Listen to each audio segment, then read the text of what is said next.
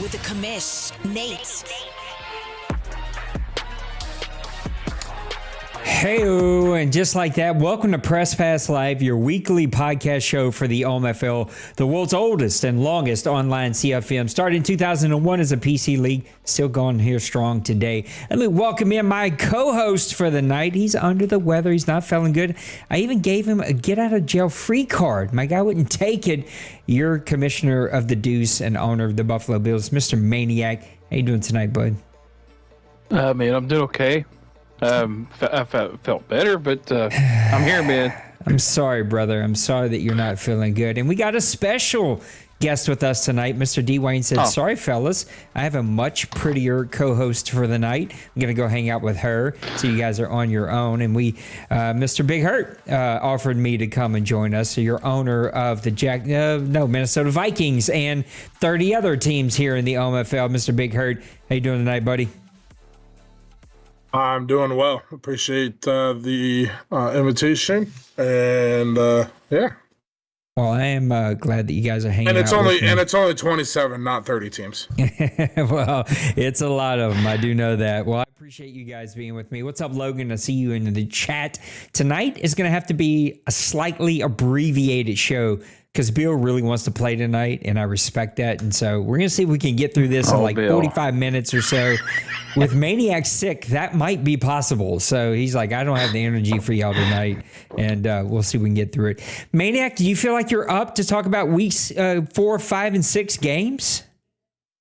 I can at least do a week, and then if I start having an issue, then you can pick up where I leave off there. Well, take off for week 4. What games did you like here in week 4? Week 4, there was actually quite a few games that were really interesting. Green Bay defeating the Patriots 31-26. You had Chicago defeating Buffalo 21-21. Or 21-20. The Jets 27-24 over the Dolphins. The Chargers 35-30 over Arizona. That was a good game. The one I really wanted to kind of highlight, though, I always kind of like hesitate because I don't know for sure if it was a CPU game but the Denver and Seattle, the Denver Broncos actually getting the win there. That's the one I kind of want to highlight, but we'll just touch on a couple of others. your Saints and the Bucks going to a tie. I mean, that's kind of odd. It's one of those kiss your sister type situations. I took the lead with a minute left and still gave up like a 60-yard bomb. I was so sick to my stomach about this game. And the Jacksonville Jaguars That's a big one. Denver. I mean, that's another one that really kind of could have talked about too. Then Minneapolis, the Vikings here, man. Then all of a sudden they find 41 points and smash the Lions. So there's a lot of good ones. But like I said, my boy's sick when he calls them the Minneapolis. Man, I am out of it. I am so out of it. I'm sorry. Minnesota, yeah. So Denver at the Seahawks. So man, both these guys, when they're on, both have tremendous offenses going. Offensive yards gain. Here you see the Broncos outgain the Seahawks 374 to 350. The rushing yards, so the Broncos getting it done on the ground, 119 yards to 73. Passing yards were pretty comparable. The first downs, though, 21 for the Broncos, only 13 for the Seahawks. So the Broncos were establishing their drives throughout the game. Turnovers, only one turnover for the Broncos compared to 3 for the Seahawks. So that's a big stat. And your third down conversions, another big stat. You had 7 converted for the Broncos to only 2 for the Seahawks. So anytime you see numbers like that, you start like, see a trend here.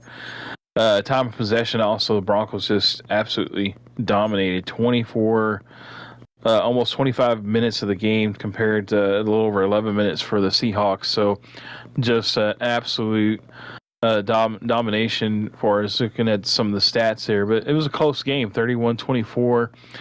Looking at player stats, you see that quarterback White for the Seahawks did have an off day, 3 interceptions. He did have 2 touchdowns, but only 57% completion percentage, so that's just not characteristic for him. Bo Nix had a really good game, 2 touchdowns. Maniac Bronco Man is rock hard looking at this stat. Yeah, Bo Nix is his man. He's got a man crush on Bo Nix, that's for sure. So he did get sacked 3 times, but he was 18 to 23, 78% completion. So he was just on target, on all day long. Leading rusher for the game was actually Kenneth Walker, 9 attempts for 66 and a touchdown. And then for the Broncos, Javonte Williams, 63 yards on 15 carries, so he didn't abandon the run at all, and actually 2 touchdowns from him in this game. Big use of him in the red zone. Franklin, 6 receptions for 102 yards and a touchdown, was your top leading receiver in this game. Tyson for the Seahawks also had 5 for 97 for him. Duvernay had 2 touchdown catches, 3 catches for 66. So he was a target there for the Seahawks, getting in the red zone and the end zone for them. Defensive wise, though, we're talking about the sacks. So let's see who got the sacks in this game. Murphy had 1 for the Seahawks. Morris had another one, and then Love and Jones half the sack there. Tackle leader was Reed for the Seahawks with 8 interceptions. Parker for the Broncos had 1.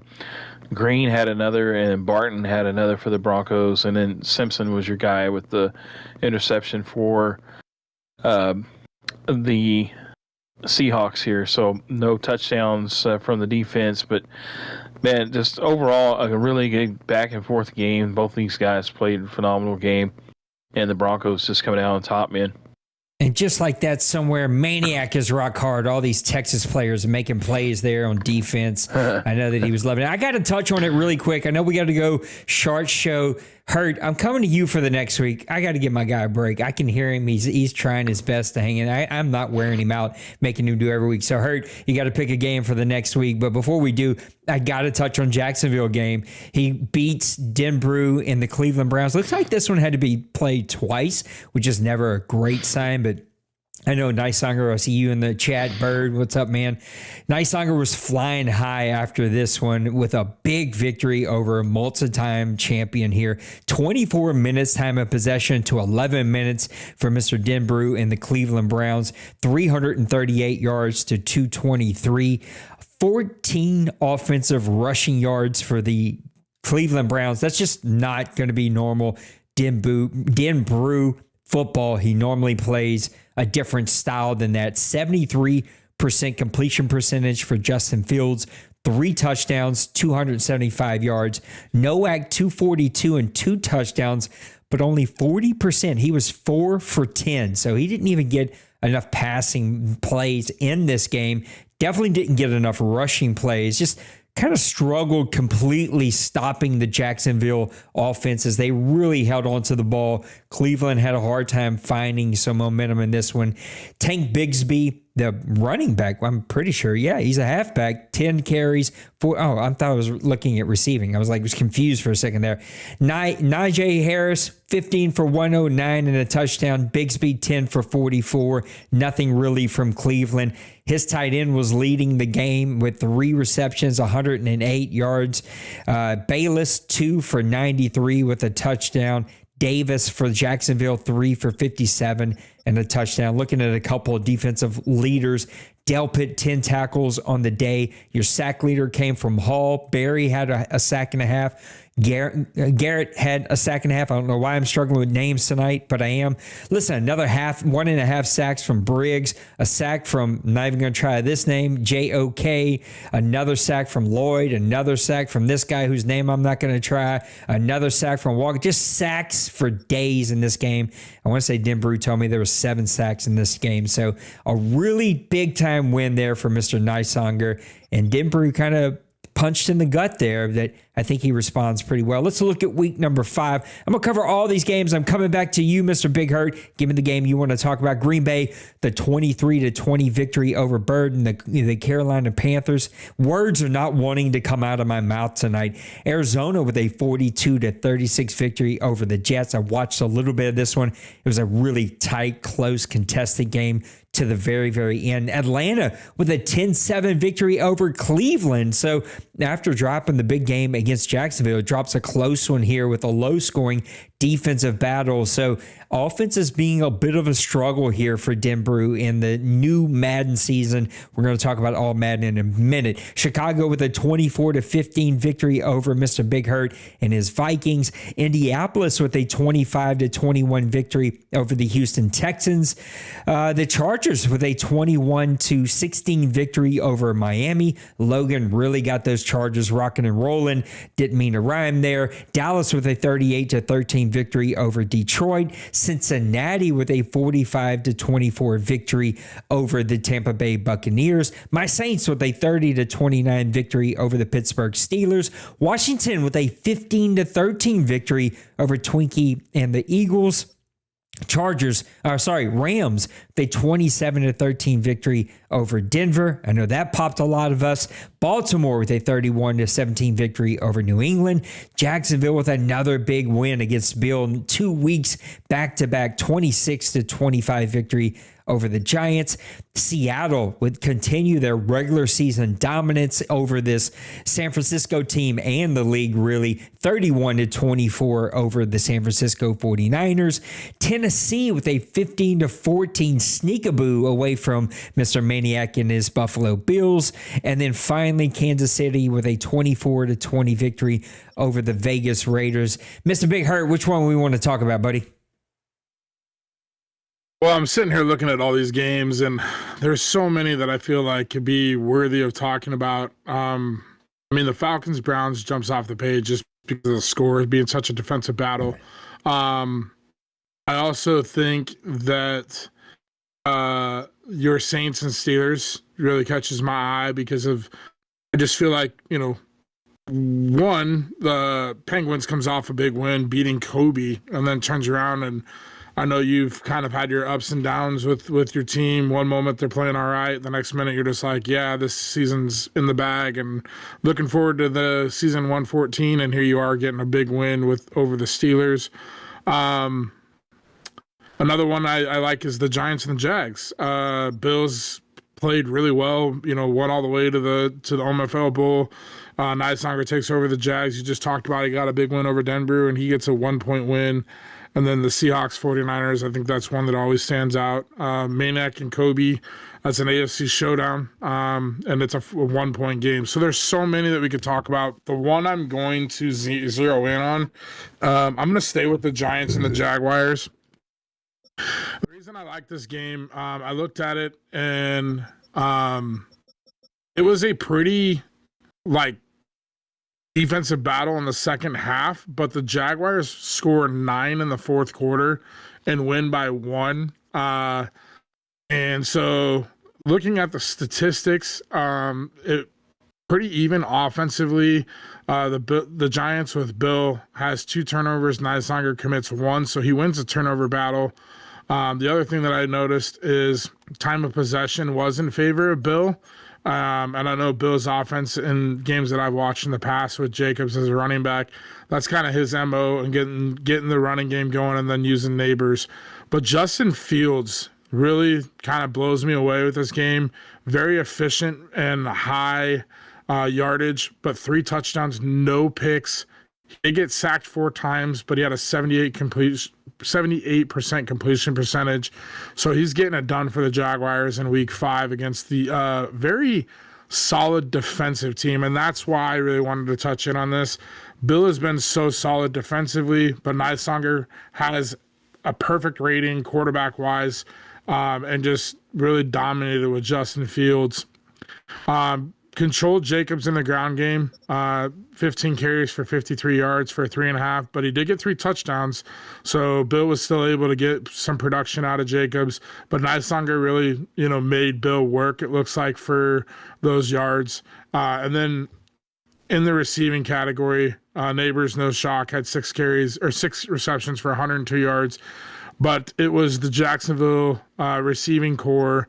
Adonai Mitchell, 3 catches, 98 yards, 2 touchdowns. Jeremiah Hebert, the tight end, gets 3 catches for 119 yards and 1 touchdown, along of a 62. And Mitchell had a 70 yards. So 2 big plays from those guys, and helping Fields having a pretty good day to get a big win over Bill and the Giants. Yeah, and they even kept Givens under 300 yards and 2 picks, no touchdowns. Lloyd had 11 tackles on the day, just a crazy good defensive battle. And you got to tip your cap. Anytime you can get a win against the Giants, that's going to be a big-time victory. Maniac, you think you're up for week number 6? There's only a couple of games here. Yeah, man, I can do week 6. There is one going on right now, and I just wanted to give an update. Give us an update. Green Bay and Chicago is in the 4th right now. The Packers have the ball on the 6th, trying to get a 2-score lead. They're up 20-13, and they got it 4th and goal right now from the 2. So with about 5 minutes left to go.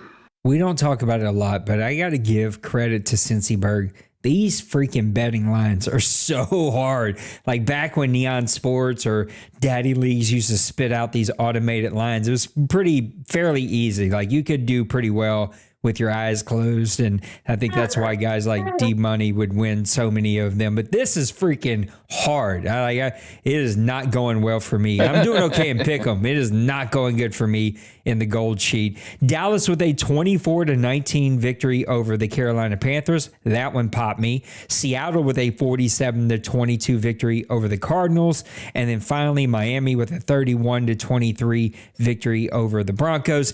Any of those that it looks like the Steelers and Browns tried to play twice, but there's no recorded score. So that sucks. I'm sorry, guys, if you keep having DCs. Which one of those do you want to talk about?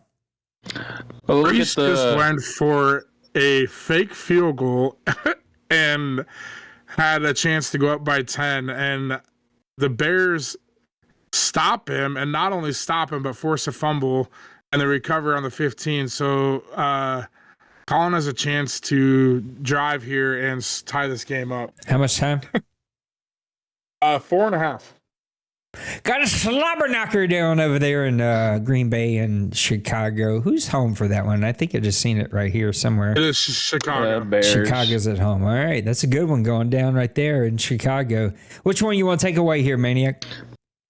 I was going to talk about the Cowboys and Panthers since that was the really close score there. So looking at the Cowboys and the Panthers, we got Birdman and going off against Dwayne here, and it's kind of see a theme. Like I think in a lot of the games, you see the points are scored mainly like in the first couple of quarters, and then later on in the game, like in the second half, the defense kind of adjusts, and it's hard sledding for the offense. Seemed like in the second half. So, but the Cowboys, they do what they do the best, establishing the running attack. 167 yards rushing in this game compared to 87, and we know Bird is a man that likes to run the ball as well. So, a big advantage there for the Cowboys.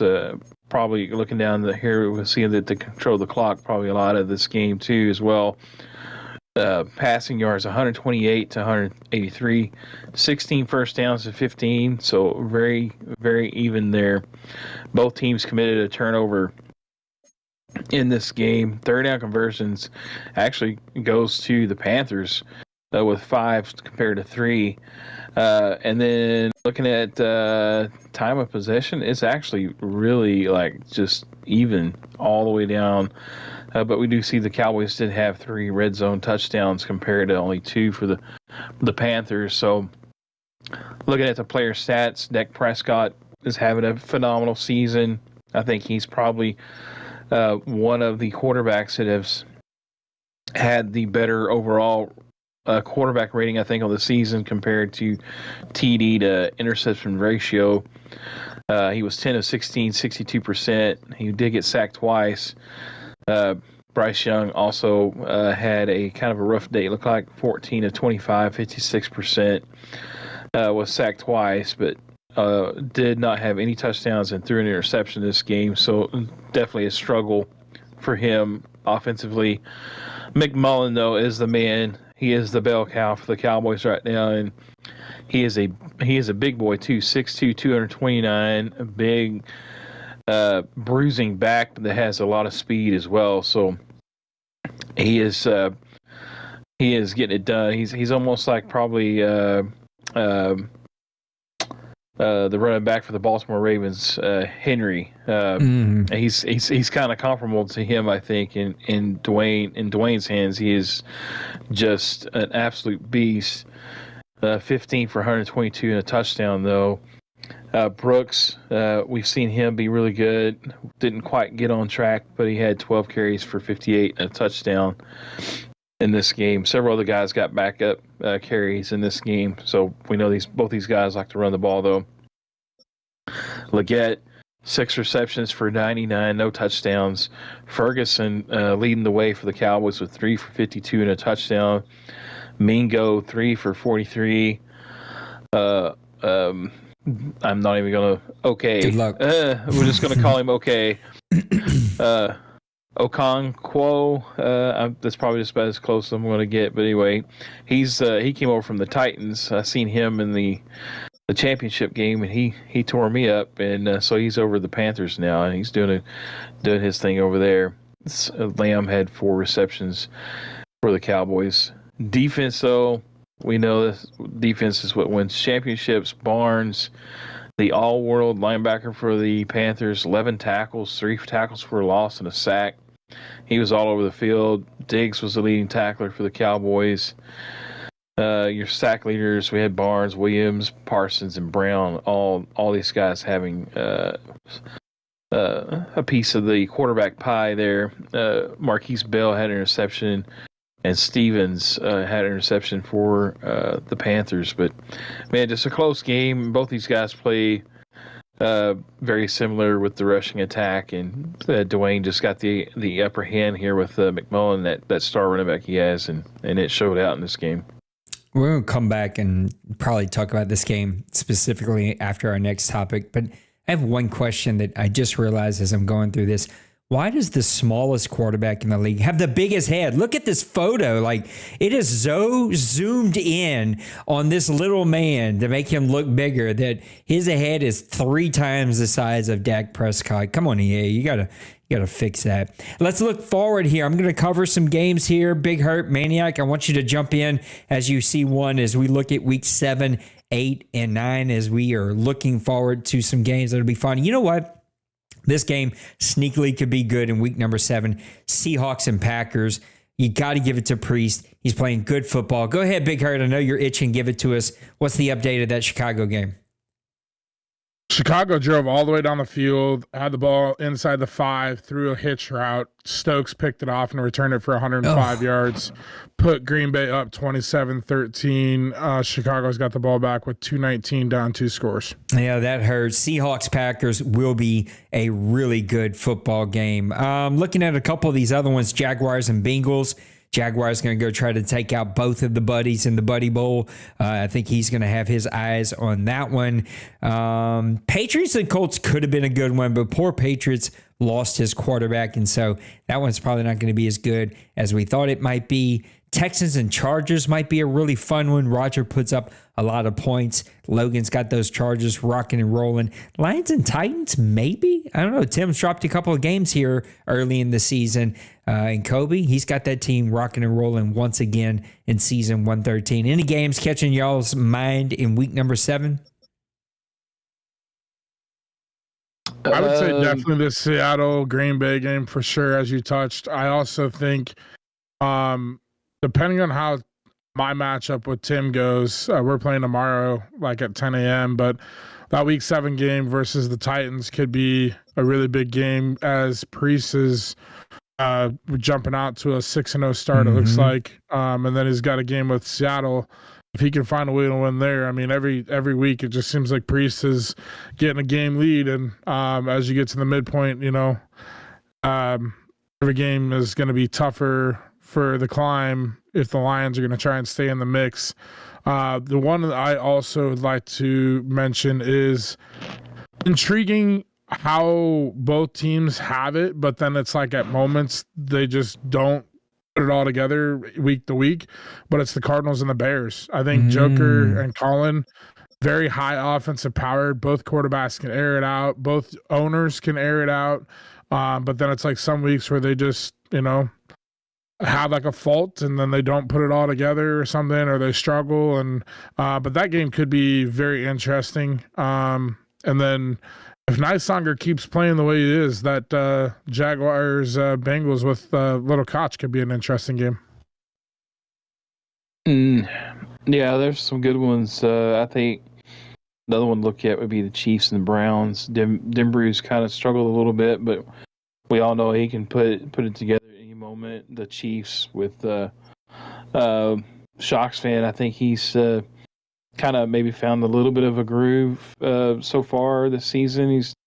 He's playing pretty well, so that could be a game to watch. And then Raiders Dolphins, I think both these guys have played each other in the playoffs the last couple of seasons, so I think this game would be one. I know the Dolphins are struggling a little bit, the Raiders have struggled, but anytime you kind of get somebody that's kind of even kill with you at the moment, sometimes those games can be the most entertaining. Let's look at week number 8 here. A couple of games. I'm seeing these live with you as we go through. Ravens and Jaguars. Nysanger's got that team rolling. I think he's going to be coming up against a really good Ravens team who quietly is having a pretty solid season. I'll try not to take all of them. I'm going to leave some meat in the bones for you guys. Giants and Texans. Again, defense versus offense. Which one comes out on top there? And then I hope he's back by then. I don't know. We'll see if... why am I drawing a blank on his name? But Mr. Lost Sniper's quarterback. I don't know why I'm drawing a blank all of a sudden. But Rusty Starr. Rusty Starr. Thank you. Is he back for this Dolphins game? They are desperately missing him in New England. What games are catching you guys' eye? Maniac, you go first. Go ahead, Hurt. I'm having a little bit of issue. For week 8, the one game that I'd say 2 games that jump off is the Chargers and the Jets. Logan has been pretty Mr. Consistent from switching over from one LA team to the other LA team, but I think Logan has been a pretty solid, consistent owner since when he puts it together, can put up points to the best of anybody. So that could be a very interesting game, and could be potentially a big AFC showdown. And then the other one that I like is the Chiefs and the Seahawks. If Shocks fan, like Maniac said, could stay being consistent and has found his groove. I mean, what better way to put it up against the test of Mr. Champion of the regular season, and he's doing it again this season, is Meek Boy. Yeah, I think there's quite a few here. I think that the Giants and Texans could be. It's kind of like you got one guy that's super really good at controlling the ball and defense, and then you got another guy that can just air it out and at any moment can score 40 points. So I think that's kind of like an undercard, like one that could be like really intriguing if the Texans can get rolling. Could potentially be an upset for the Giants. And then talking about the Patriots, I think his quarterback, if I remember right, looking on Neon Sports, I think he had like a 6 or 7 week injury, so he's going to be out for a while. Hopefully the Patriots can survive and be able to pick back up when he comes back. But I think that's just going to be tough for him going through this part of the season.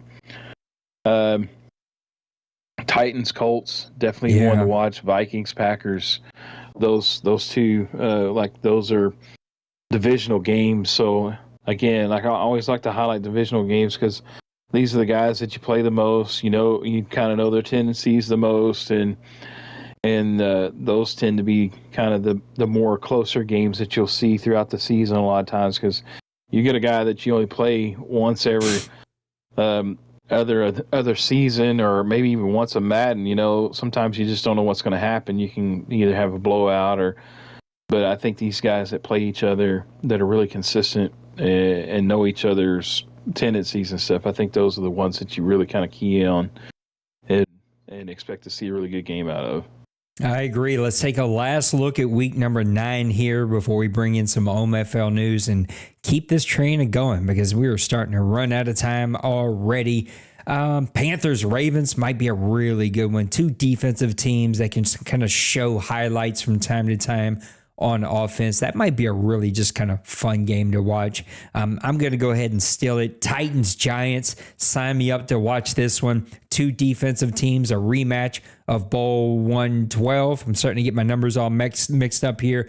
Bill's got revenge on the mind. I think he's going to want to get after Kobe. That could be a really fun one. I think Bears-Falcons could be a fun one. I know that Falcons, having their brand new owner, not made for him. He's revamping that team in his own image, trying to find his footing, but playing extremely good defense right now. He's going to be playing a Bears team that we know can put up points and turn you over a lot. So that just could be a really fun game in Atlanta. Sign me up to watch that one. What games are catching your eyes here, guys?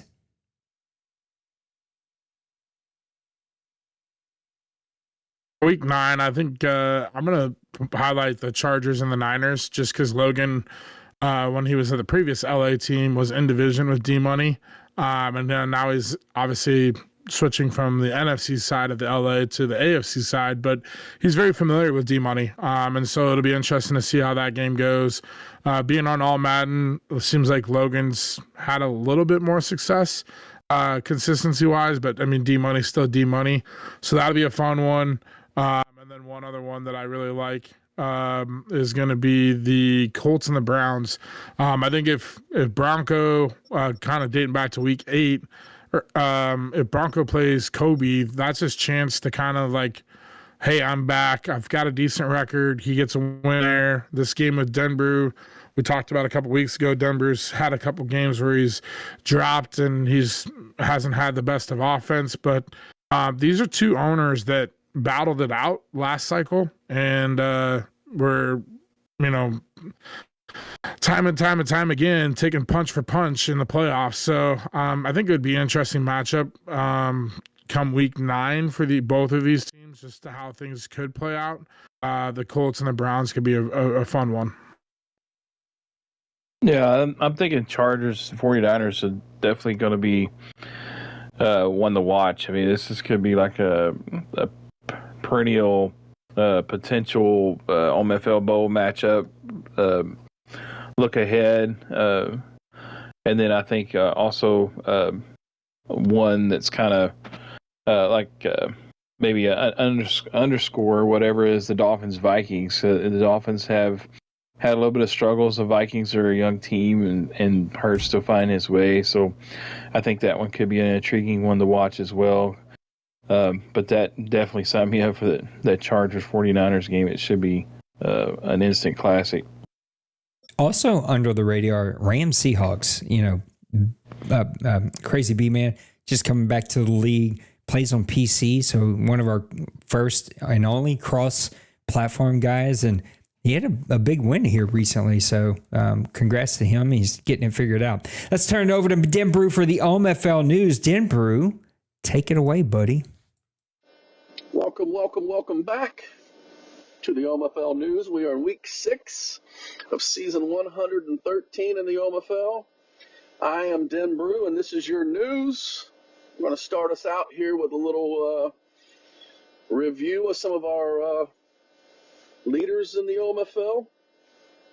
Let's start with the rushing leaders. Matthew Stark at 507 yards of the Green Bay Packers. Rushing touchdowns, we got 3 guys all at 7, with Josh Jacobs of the Giants, Bruce Allen of the Bengals, Montel Meadows of the Cardinals, all got 7 rushing touchdowns on the season, leading the way. Receiving yards, Quentin Copeland of the Ravens, 762 yards, and not too far behind Xavier Worthy of the Chiefs at right at 700. Receiving touchdowns is also Quentin Copeland. He's got 9 to lead the OMFL. Passing yards, Austin Henry of the Cardinals, 1,408 passing yards. Right there with him is Brad White of the Seahawks, as usual. He's got 1,359. And then passing touchdowns, Caleb Williams leads the way with 15, and Brad White, who's having an awesome year, setting right there at 14. Interception leaders, Steve Raymond, that is of the Giants, has 5, and then there's a handful of guys with 4, so we're just going to leave it all right there with Steve Raymond. Your sack leaders, Mike Hall Jr. of the Browns and Lamont Herring of the Ravens, both has 6. That's a quick look at some stats. I'll be right back with some more OMFL news. Sending it back to Nate and Press Pass Live. Thank you, Mr. Denbrew. Appreciate you as always. All right, fellas, we're just going to have an open conversation. Again, I wanted this show to be a little shorter than normal, and so instead of picking sort of a specific topic, also I knew that Dwayne wasn't going to be around. Maniac was not, possibly going to be around. So I was like, all right, this is just a sort of an easy topic to manage things. But let's talk about All-Madden. Seems to be a hot button topic. Again, I feel like we've beaten the horse to death about who likes All-Madden, who hates it, who likes All-Pro, who hates it. It's always going to be right down the middle, almost exactly 50-50. There's love-hate both ways. Let's just really turn the corner and talk about differences, what we're liking, what we're seeing, maybe stat leaders, teams it's influenced more or affected more or not affected more, like just sort of overall league vibes, not whether you like it or hate it. And I'll get us going by just saying, just look at the scoreboard. Plain and simple, look at the scoreboard. Most games, we've got everything from super offensive games, the 45 to 47 shootouts, to the defensive games where 7-3 or 10-7 games. So we've got a wide range of either offensive or defensive games, and all the games, for most part, are pretty close.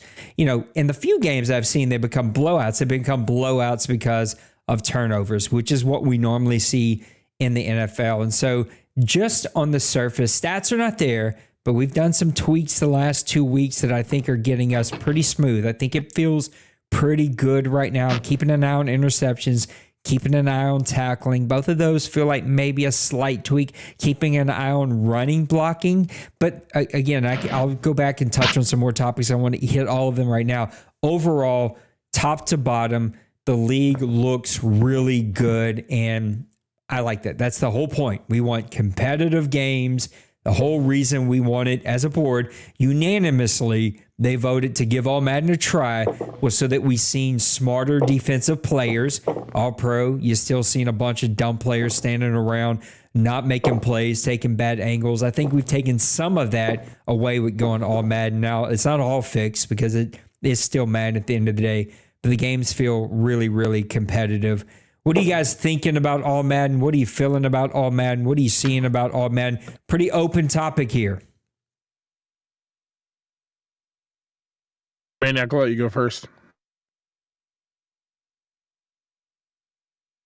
Maniac said, not today. Go, Big Hurt. Okay. Well, perfect. I will take the mic then. Man, this is such a... I don't even know where to start. First of all, I would say... I'm 1-4, so I want that to be known. I think a lot of my frustration was my comfortability playing with just how quick things move or the reaction times and things and being able to see things. And so I've had a few conversations. I've put some time in with practice. And right after that, I dropped 41 points and had a pretty good game against Tim. I followed that up with a 24-15 loss to Colin. But I kind of did some deep searching and digging on that after that game. And I was like, well, Colin's defense is like a 94, 95 rating overall wise. He's got one of the most like talented rosters in this league. Colin's also, as I said just a little bit ago, I think as an owner, when he puts it all together, like he can win to the best of anybody here. I think it's just a consistency thing for him. And so I've kind of tried to take a step back and not be the negative Nancy or the Karen or whatever you want to call it and be like, oh, All-Madden sucks, blah, blah, blah, blah, blah. And I think I've grown, All-Madden's grown on me a little bit. It is difficult. It is different than All-Pro or college football or whatever. Oh, way different than college. But I think at the end of the day, like you can't compare those. It's just not comparable. Like you kind of have to take it for what it is. So the things that I do notice is obviously reaction time for DBs is up. But I think as a quarterback early on, you're gonna throw that ball and anticipate, because we were playing on All-Pro, that DB is not going to react. And now week 6, 7, that we're in, I think it's week 6. Yeah, week 6. Now that we're in week 6, guys are adjusting and they're making different reads, and so that's why you're starting to see those numbers. You're starting to see defensive battles. And I like that aspect. The one thing that I think is struggling for a lot of people is the running game. But you're still seeing guys. I mean, Priest is putting up 100+ yards with Stark almost every game. Wayne is still having success with Chance McMullen. But I think guys, you mentioned who's struggling, and it's the D Money, in my opinion, that jumps off the page for me, or the Denbrew, some guys like that, because you're not seeing the consistency offense. Like D Money, I looked at a game earlier and I don't remember which game or which week it was, but he had like less than 50 yards rushing. I can't tell you the last time I looked at a game where he had less than 50 yards rushing, but he had Scioli, the quarterback, had like 250 yards passing, and that's just not his style of play. And so I think even D Money, the cream of the crop, the guy that kind of has run the league for the cycle after cycle, even he's having to make adjustments. And I think that's where we bring in parity. And that's what this league is built on, is all 32 guys in this league have the ability to figure it out. Priest is showing it, 6-0. I mean, and he's running away with things right now. If he keeps that up, I mean, who's to say that he couldn't make a run? So yeah. I think that's where we have to, as a league, step back and see that all pro versus all Madden. I mean, we could compare it day in and day out, but as a league, the more I took a step back and looked at things, I've kind of realized, like, yeah, I'm 1-4. But my first 3 weeks that I played and I was 0-3, I didn't put the time in to play the game on all pro or all Madden. And so that was the big thing for me. And then I put a little bit of time in, and it's gone a long way for me.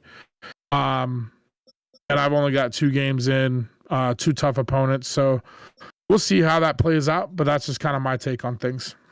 Interceptions are up. I don't love that, but overall, as you said, guys now have to be more intentional about where you throw that ball, even with interceptions being up. I know we still get complaints that there are a lot of dropped interceptions. I've sort of made the case for that. Sacks are up, which is good. Receiving numbers seem to be normal, which they were not last season. They were crazy last season. I think we had several. I'll probably get correct on this, but with many receivers over 1,500 yards, with several over 2,000 yards. That is now fairly normal-ish. Running is more normal. I mean, we are looking at 2 guys averaging over 100 yards a game. It feels fairly decent. And that's with us needing to make some tweaks as we kind of learn where the settings kind of needed to fall with All-Madden. Maniac, you've tried this a couple of different ways, and you're a team that can play both offensively or defensively. You've had a couple of defensive games. What are your thoughts? Yeah, sorry. Having You're good, little brother. bit of a moment there. Yeah, I think, overall, All Madden has been definitely okay. I think what has changed is how some guys attack the game. It definitely, I was not, for me, as a challenging is because, like, even on all pro or whatever, I wasn't really just like a super offensive guy. My wide receivers were like 20th in the league, and my rushing was up in the top, 5 or whatever. But now I'm with the All Madden, it's been a different game for me because I can't really run the ball right now, and I think a lot of that has to do with the offensive line. I think if you look at a lot of the guys that are having better success right now, their offensive lines are some of the top in the league. You look at Priest; he's got some of the better offensive linemen in the league. He does have some young guys, but he's also got a couple of really upper 80, 90 guys on his line. Dwayne's got some good linemen, but then you also talk about D-Bunny struggling. He's got one of the worst offensive linemen in the league. So I think a lot of that kind of shifted over, like kind of overnight from All Pro to All Madden, where you could get away with a little bit of having a 70 overall or mid 70s overall lineman to now it's like, it's a struggle, for guys offensively and stuff. And I think that's where the learning curve is, and trying to adjust your cap, because guys have saved money getting younger players or maybe lesser overall players on their offensive line per se, and then spend it on their players like wide receivers, skill players and stuff, so that may, if we continue on the All Madden, that may shift focus, from guys spending all their money on DBs and wide receivers and those type of positions, and start looking at the trenches a little bit more. It definitely, like I said, it's just it's a learning curve, and so I've definitely been more defensively. It's not so much like help my defense. I mean, my defense in All Pro was pretty solid, and they've been really, really good so far. I think I'm like top 3 defense, but if guys, if they kind of figure out how to move the ball and they're able to figure out things, and stuff, that's where the advantage is going to come. Those that learn the offensive and are able to put up points consistently, like the Waynes and even like Priest. I mean, Priest has played on a lot of leagues that are all Madden, and so that in itself has kind of helped him, I think, too, as well. But anyway, he's built a good offensive line, and I think that's kind of one of the core pieces that you see. The reason why he's one of the top rushers, and that alleviates a lot of pressure off your passing game. 2 undefeated teams.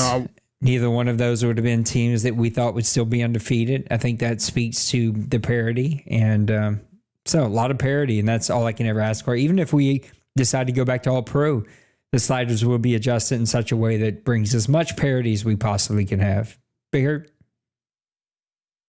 Yeah, I was just going to touch base. Kind of, Maniac said something, and I kind of reiterate what he said. But I think it's really good for the league that we bring, like with All-Madden, we bring value back to the O-line, because I think a lot of times when in the past, and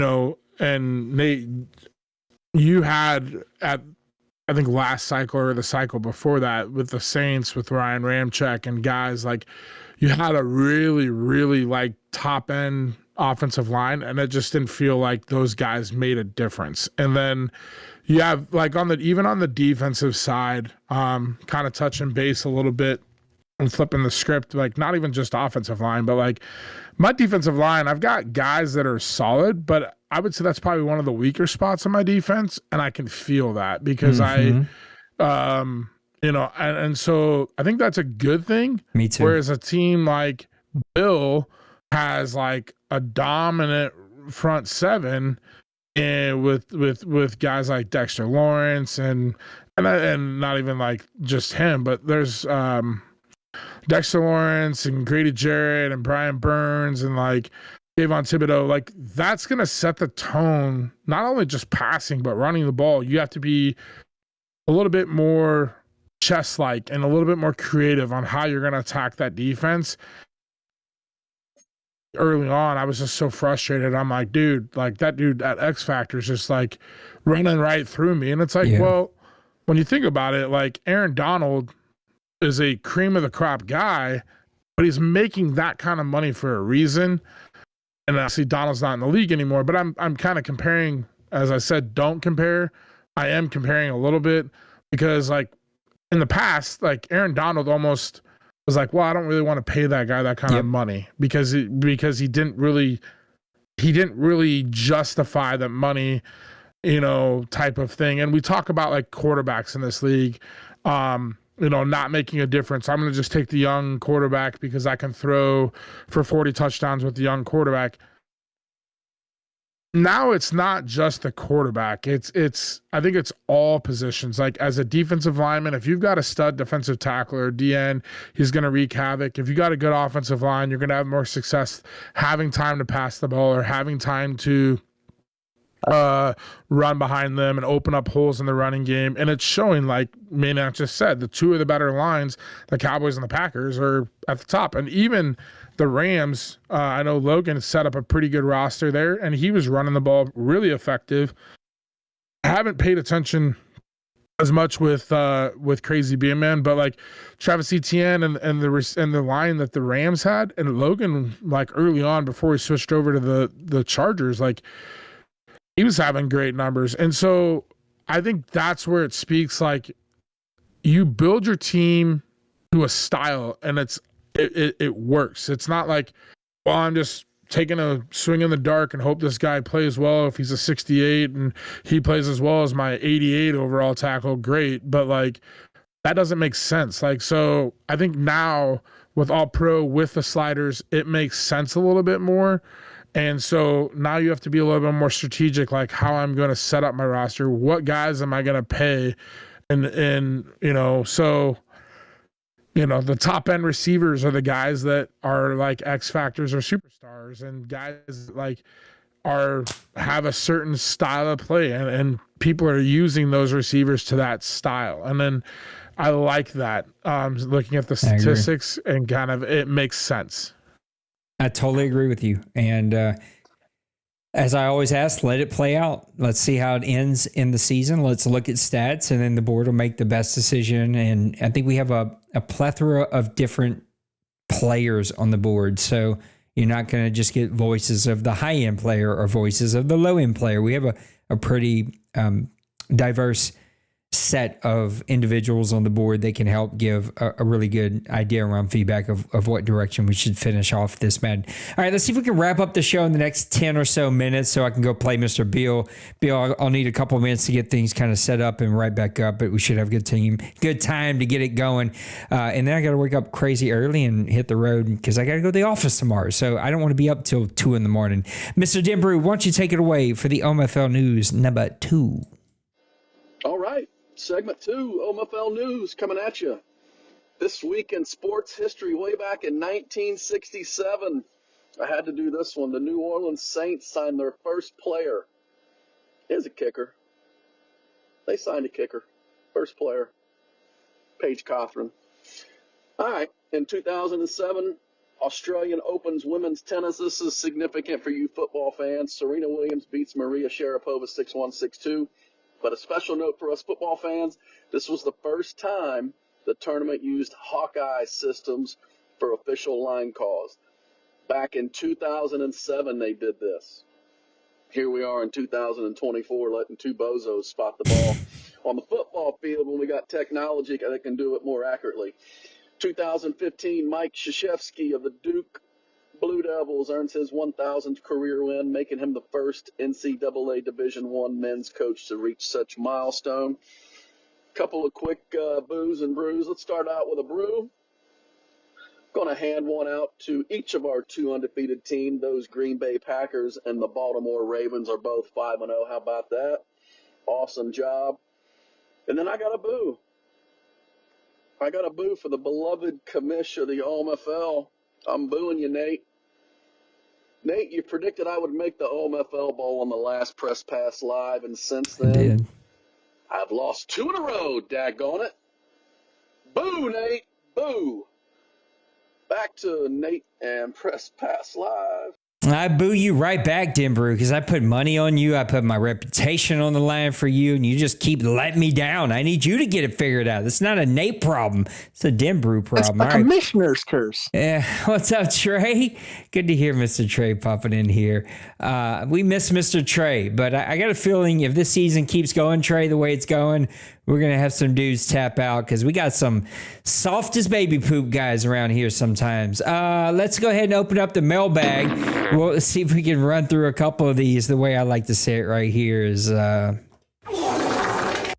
ahead, Mr. Randy. He says, I think we have all tried. Not all. I have not. But he says, I think we have all tried to copy D-Money and get those good corners. What other position group do you think makes or breaks a team's chance of success? I'm going to steal what Maniac's already talked about because when I seen this question, I was like, absolutely, this is my answer.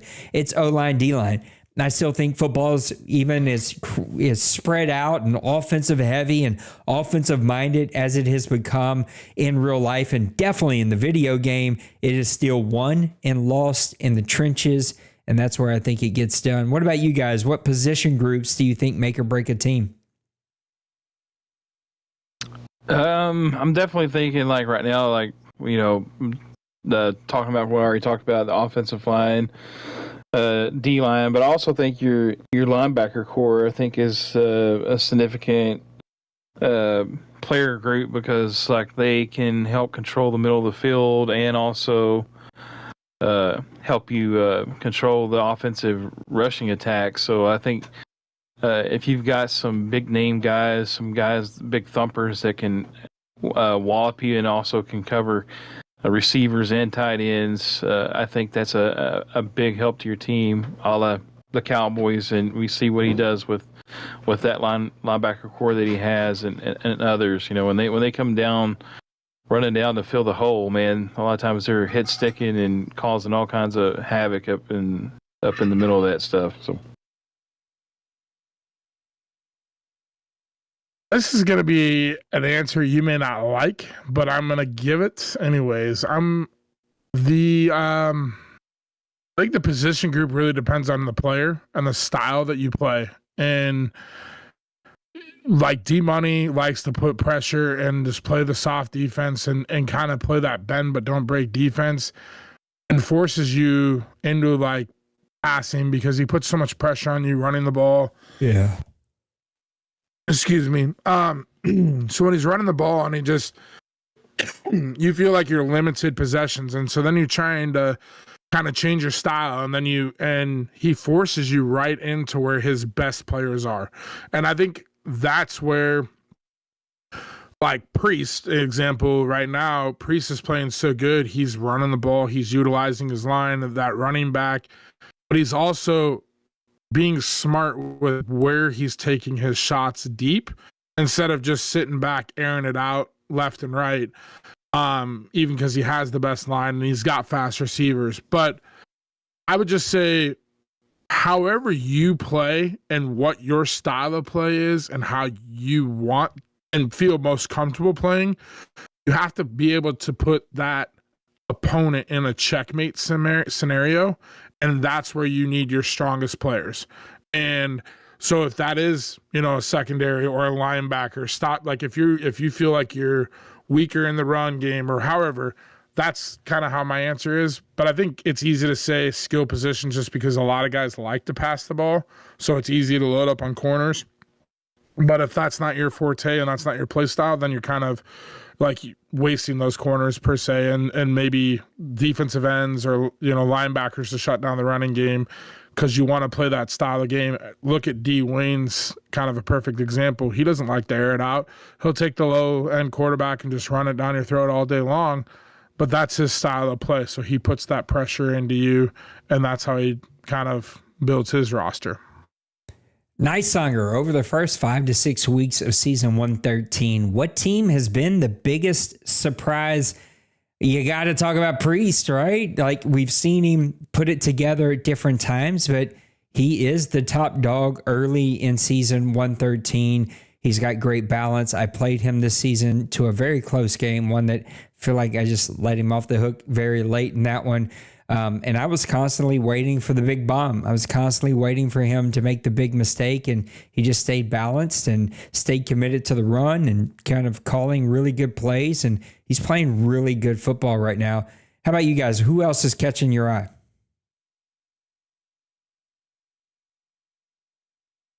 I think for me, it's the other undefeated team, Nipple. I mean, when he's engaged, we all know what he's capable of, but on the flip side of things, he's doing it in a way that I have not seen him play. And he's airing it out to Quentin Copeland, who is the rookie receiver. And that dude's putting up some crazy numbers early on. And it's kind of a one-man show there in the receiving core for the Ravens. And I think that is Priest has shown this. I don't remember the guy's name in the past. He had a really good running back. And he showed good balance, and he had that with the Packers like a cycle or two ago. And so Clancy. It's kind of there you go. Of course, Trey remembers everything. I know he remembers everything. Yes, Trey, that's why that is why you're here. But yeah, so Clancy, like Priest had that balance attack, and so that was where he's kind of got that build and that make. And again, that's what I just talked about, is like building that roster to your play style. And so he's built that roster to his play style. And now here we are, Priest is 6-0. And it is, I would say, for a big shock for most. But I think if he has that roster, that's what Priest does. And that's how he plays. And he puts pressure on you because he runs the ball. And then right when you bring your safeties up or you forget about that deep throw, he hits you on the deep throw. But again, to me, it's the Ravens. The Ravens guy, Copeland, is a one-man show in the pass game, and that's just not the way Nipple has been successful in the past. So I'm kind of shocked and impressed so far through season 113.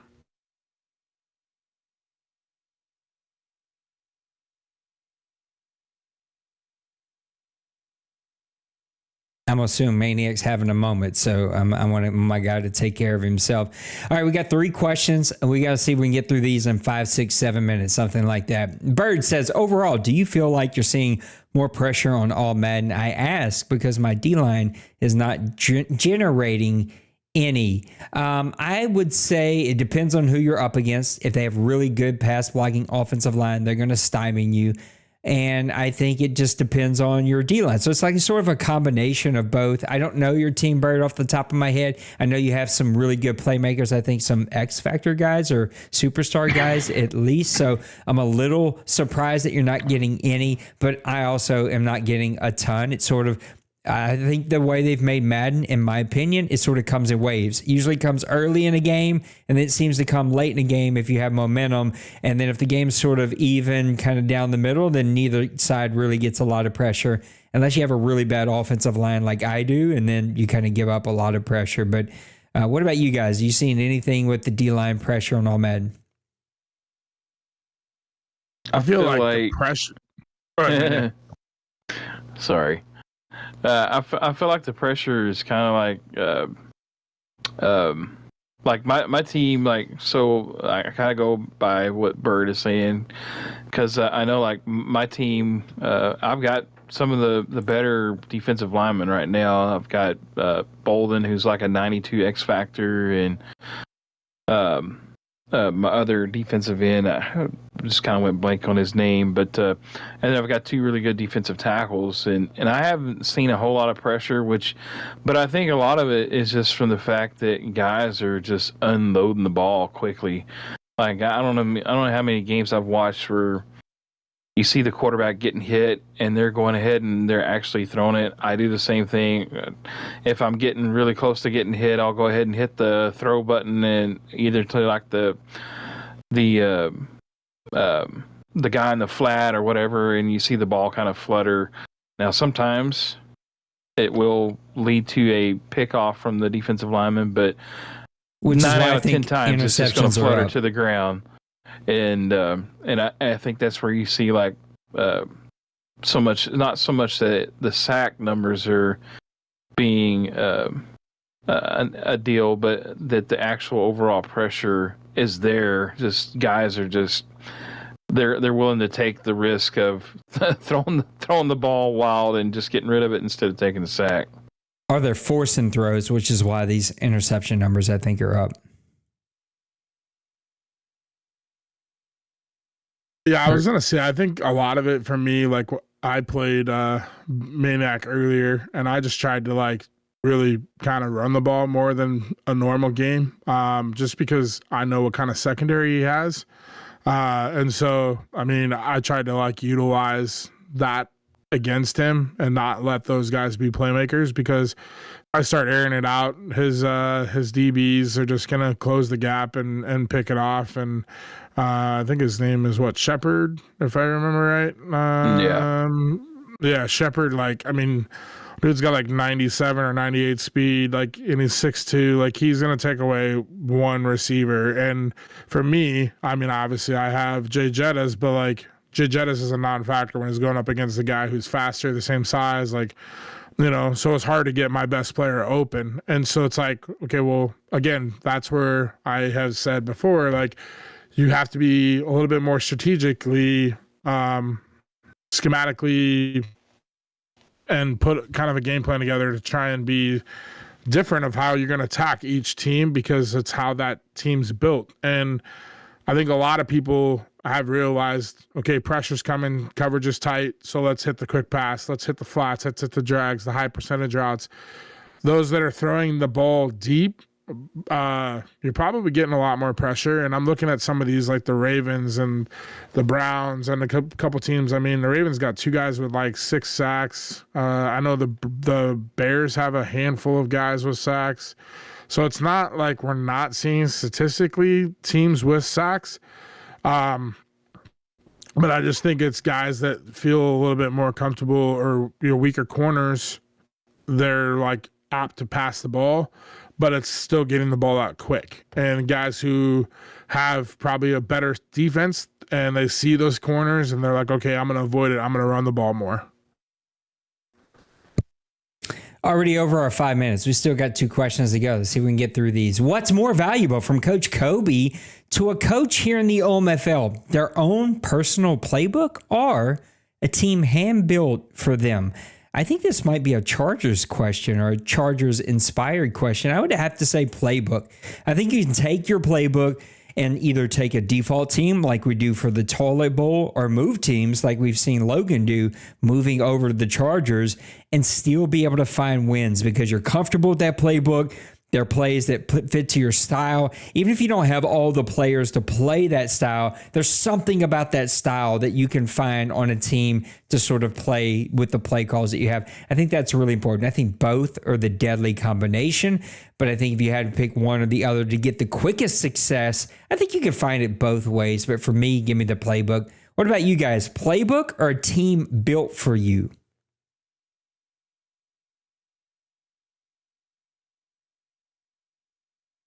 I think playbook as well. I just think building a team has to kind of become within you because, like, you know how you want to play, and if somebody else is building a team for me, they may like have a good idea of how I play, but deep down, like, you really know what you want to do, and so I think building a team has to come within you. And some guys are better than others at doing that, and some guys are better than others at building playbooks and calling plays and whatnot, but I think the playbook would be more valuable. I'm going to go with the team. I think, because if you look at most guys' playbooks, they're all kind of comparable. I mean, good point. Everybody's got the same type of plays, they're with a few variations and stuff, but you take the guys that have got like a super fast wide receiver, and they can take that same play and they can actually turn it into big yards, on a lot of plays, whereas like, if you got a guy that's only 89 speed and you run that same type of play, you're going to have to, look at doing something different because he's not going to be able to get open like the other one. So I think it could be a combination of both, but I think if you play a certain way, you take a team that's ready built for you, you can step in, you know what you like to call. If you like to run the ball, your team's built to run the ball, you step in. I mean, you got dives, you got powers, and you got tosses, whatever, and you're going to step right in and you're going to dominate. But if you take that same playbook and you got a team that's like a 70 overall or whatever, and their line stinks, you're going to struggle. And so, but for me, it's a little combination of both, but give me a team that's ready made for me, and I'll work with it. Logan, is Kobe on the same gummies this week or no? I guess not. He's sound asleep. So maybe he is on the same gummies. He's already in bed and ready to call it night. Priest says, 2-part question, top 3 defenses, Raiders, Browns, Chargers. Will this change by the end of the season? I say yes. I think the Chargers are going to keep playing good ball. I see Browns and Raiders. Even though I played the Raiders, they're really good. What do you guys think about the top 3 defenses? I mean, that's kind of surprising. I mean, especially the Raiders and the Browns, they're not really known for their defense. I mean, yeah, Denver's known for defense, but I mean, he's not really the last few seasons. He's not been known for his like real top defense. He's been known more for his offense. But I think the Raiders is probably like the real surprise there. And I do think it's going to change because eventually guys are going to start figuring out more plays that work better on certain things. And, as the season goes, they just get more comfortable and they'll call the plays. Same thing with the offense. It's going to change. I do think the Cards being there at number 1, that's surprising, but we all know that Joker likes to get things going on offense. So, but yeah, it's always going to fluctuate. I think, these teams, respectively, could be there. I do think it's interesting that the Raiders are at the top, and I know he was talking about trading Max Crosby, which, I mean, why would you trade your high-end player? But obviously maybe trying to rebuild. I think the Chargers, Logan, yes. I think Bill might jump in the top 3. But I think it's also skewed because it's like a little bit of like who's in the division too, because like Bill has to play Dwayne twice and he has to play Twinkie twice, and he has to play Shiloh Blad, and then like whatever schedule. Bill was second or first in his division last year, so he's playing a top 2 schedule. So like that also kind of takes in, because he's playing some high end opponents and whatnot. But I would say teams that I would expect to be there would definitely be like Bill, maybe Kobe. Obviously, Kobe did make some major roster changes. Trying to kind of think about Maniac. Your defense is loaded. Yeah. I mean, Colin has the makeup for the roster to be there. D Money's got a pretty solid defense.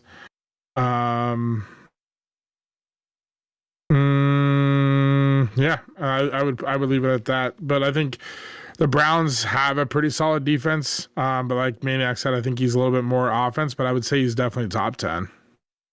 Yeah, Trey, I think we cut you off with something. Maybe. Definitely not. Oh, my bad. I thought I heard you say something. You got to give me a heads up that you're popping in, Trey. I'll start intentionally building in some segments. Alex, yes, you're allowed to make some adjustments, but we ask that you keep it to a minimum, at least like half of the game. You need to run the play that you call, but you're allowed to make some adjustments, especially on defense. Same question, but the opposite side. He said, top 3 offenses, Cardinals, Seahawks, Cowboys, are they going to change by the end of the season? I think absolutely we're going to see some changes there for a lot of the reasons you both said. Guys are going to start to figure out how to play with these sliders on All-Madden. They'll get that offense rocking and rolling by the time we get to the end of the season. What do you guys think are going to be top 3? Cards, I think, will be there. They're putting up some serious numbers. Seahawks also playing outstanding with their quarterback. That game today between those two could have been really good, but Joker just kept throwing some like crazy interceptions of like, oh, can't make that throw. And Cowboys, they're always at the top because they are just consistently going to run the ball and not turn it over. But how do you see the top 3 offenses playing out?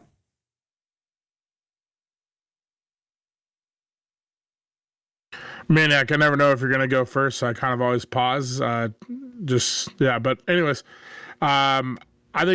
these 3 teams obviously are at the top, but I think for me, teams offensively, when I think about offense right now, Seahawks, Cardinals, Cowboys, Jets, Packers, Dolphins, and I would say Colin with the Bears. I think, Colin has, again, the makeup to be a top offense. Massimo has a pretty elite offense, passing game. The Jets are putting up a lot of points earlier this year and still are. Probably one of the more high-scoring offenses. I think those teams could definitely be up there. But I think all 3 of these teams are definitely going to be top 8, top 10, and easily could be in the top 3. But there could be a little bit difference of movement, throughout the season. I think I'd be more confident in telling you who's not going to be. But these guys. A lot of these guys really know how to play offense. Obviously, Meek Boy, Dwayne.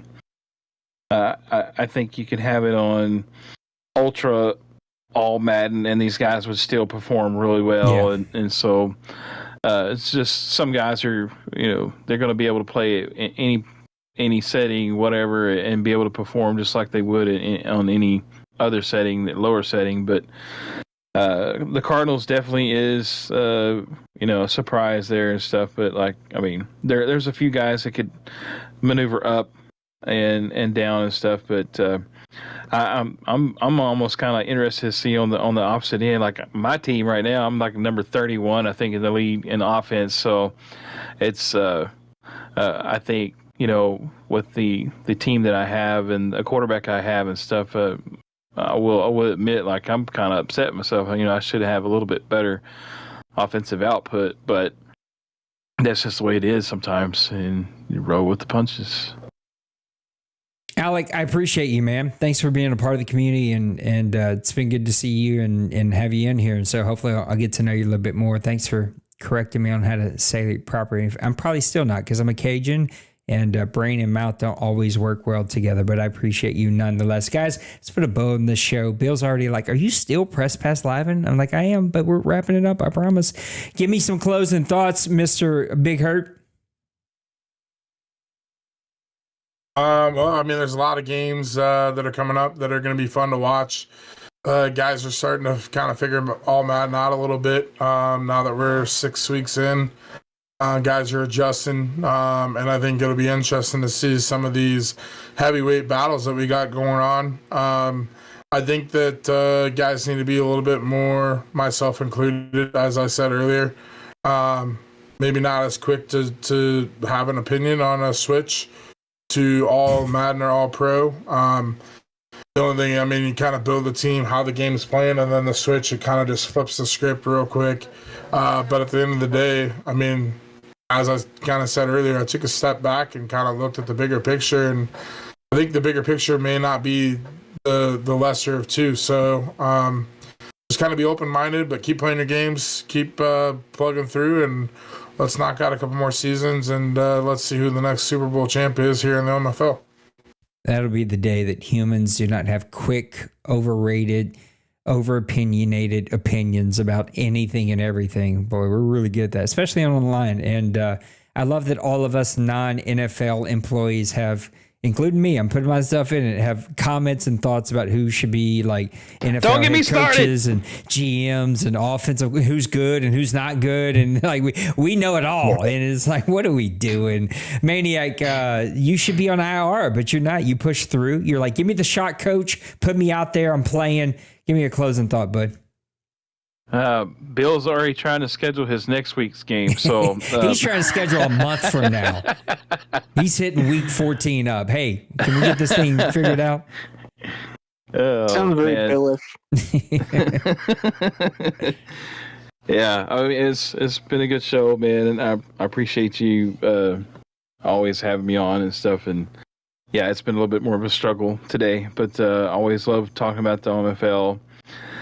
And yeah, I agree with Big Hurt. You know, sometimes, you know, just gotta let our opinions fall to the wayside, and just for, you know, the better of the league and for each other, just, you know, bite your tongue sometimes, bite your lip, and just go with it, and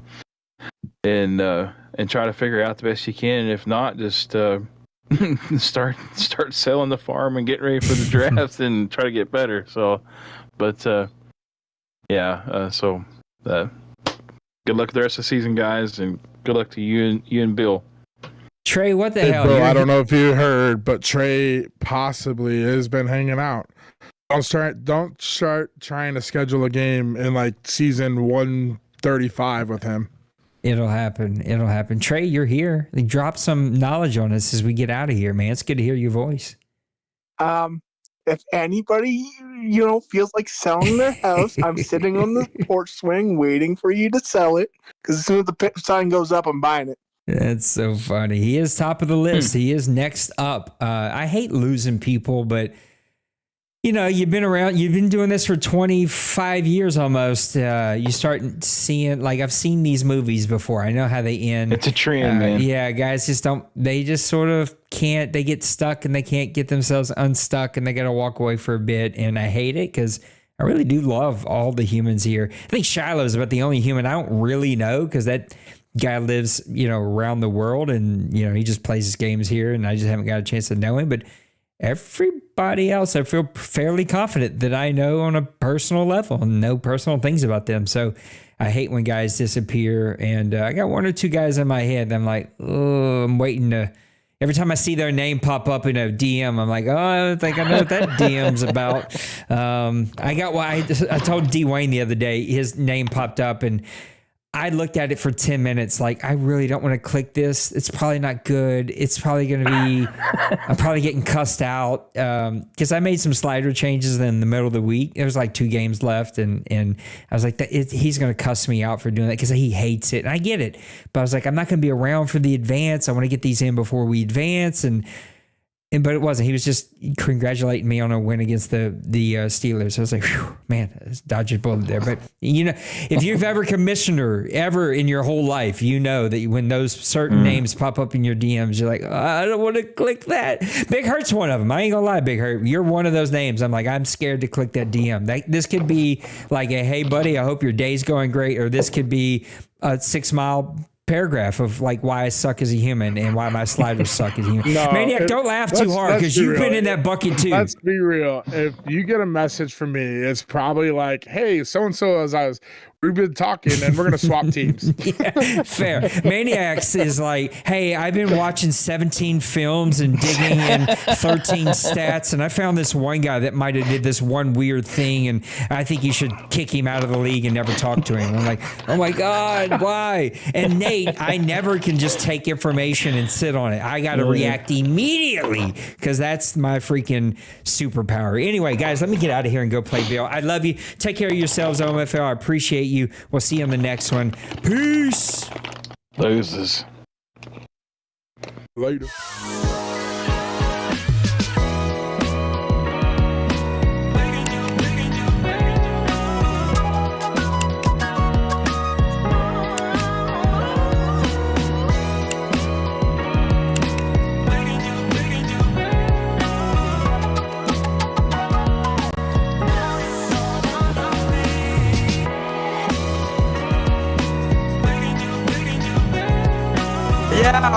Smash that like and subscribe.